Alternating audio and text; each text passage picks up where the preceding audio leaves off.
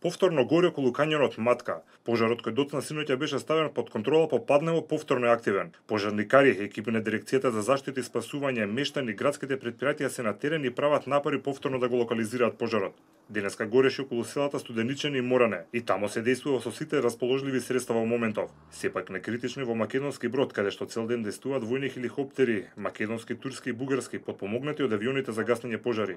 Директорот на дирекцијата за заштита и спасување Шабан Салиу потврди дека огнот неколку пати е ставен под контрола, но ветрот и екстремно топлото време се причина тој повторно да се појавува. То најлошо беше во Македонски Брод.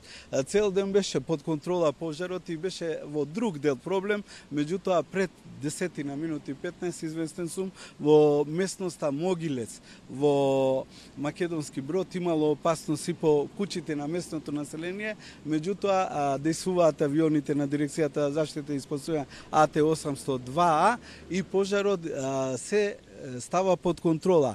Најважно е што нема опасности по животите на тие луѓе таму, а и по нивните викендици, односно куќи, каде што живеат нормално. Според Салио, најчеста причина за овие пожари е човечкиот фактор. Вели некој свесно ги предизвикува, а по се изгледа поради ова работат има и полицијата. Тоа е одговорно, тврдам, на несовесни граѓани, односно луѓе кои сакаат да се стекнат со противправна материјална корист. Владата на седница заклучи дека ќе се бара од институциите официјална информација за причините и начинот на кој ќе треба да се справиме со пожарите. Од ВМРО ДПМН пак повика на итна собраниска седница. Секогаш имало брза интервенција од државата.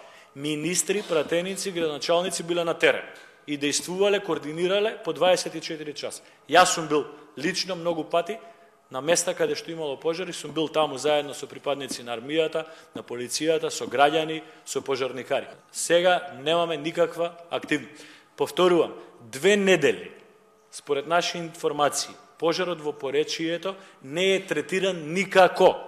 Од СДСМ веднаш одговорија дека барањето на ВМРО од ДПМН е да се свика собраниската седница за пожарите било лицемерно.